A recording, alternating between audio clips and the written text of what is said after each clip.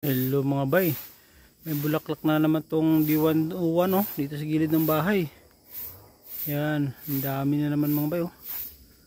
Kasi nakaraan tinanggalan ko to ng mga sprout.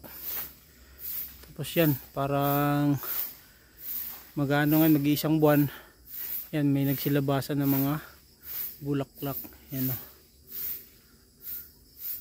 Nakaraan ang dami ding bulaklak nito mga bay, pero nagplasing. Yan lang yung natira oh. Yan, ilan na lang yung natira niya na bunga. Pero ngayon namumulaklak siya ulit no.